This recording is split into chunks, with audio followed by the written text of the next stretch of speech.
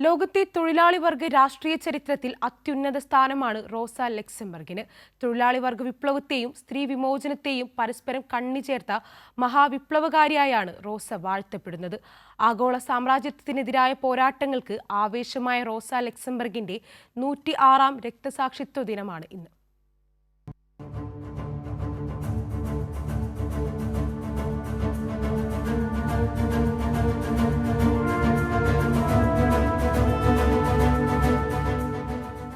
സ്വന്തം ജീവരക്തം കൊണ്ടുകൂടിയാണ് റോസ ലക്സംബർഗ് ചരിത്രത്തിൽ ചുവന്നു തുടുത്തത്.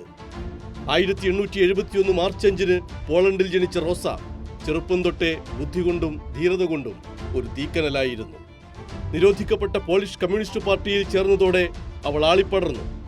അക്കാലത്ത് പോളണ്ടിലെ പെൺകുട്ടികൾക്ക് ഉന്നത വിദ്യാഭ്യാസം അപ്രാപ്യമായതിനാൽ റോസയുടെ കുടുംബം സ്വിറ്റ്സർലൻഡിലേക്ക് പലായനം ചെയ്തു.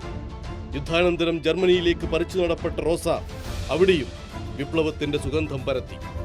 ജർമ്മനിയിൽ സ്ത്രീകളുടെയും തൊഴിലാളികളുടെയും അവകാശങ്ങൾക്കായി റോസ ഒരുപോലെ ശബ്ദമുയർത്തി.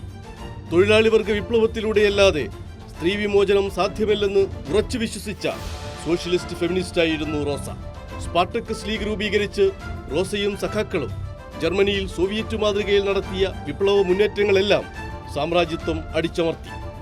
റോസയുടെ തല തോക്കിന്റെ പാത്തി കൊണ്ട് അടിച്ചു തകർത്താണ് ജർമ്മൻ പട്ടാളം ആ തലച്ചോറിനോടുള്ള കലി തീർത്തത്. 1919 ജനുവരി 15-ന് ബെർലിൻ നഗരത്തിന്റെ ആഴമേറിയ അഴുക്കുചാലിലേക്ക് പട്ടാളം ആ മഹാദാർശനികയെ വലിച്ചെറിഞ്ഞപ്പോൾ ബെർത്തോൾഡ് ബ്രെഖ്ത് ഇങ്ങനെ പാടി: അവൾ ചെറിയ അരുവികളിൽ നിന്ന് വലിയ നദികളിലേക്ക് നീന്തും. എല്ലാ കാലത്തും വലിയ സ്വപ്നങ്ങളിലേക്ക് നീന്താനാവുന്ന കമ്മ്യൂണിസത്തിന്റെ സ്വയം വെട്ടിത്തെളിച്ച ഒരു ചിന്താധാരയായിരുന്നു റോസ ലക്സംബർഗ്. മുതലാളിത്തത്തിന്റെ മാത്രമല്ല, മാർക്സിസത്തിന്റെയും മറവിലെ എല്ലാതരം സമഗ്രാധിപത്യത്തെയും അവർ അതിശക്തമായി വെല്ലുവിളിച്ചു. ഒരു സാർവദേശീയ പാർട്ടി എന്ന ലെനിന്റെ ആശയത്തെ ആദ്യം എതിർത്തത് റോസ ലക്സംബർഗാണ്.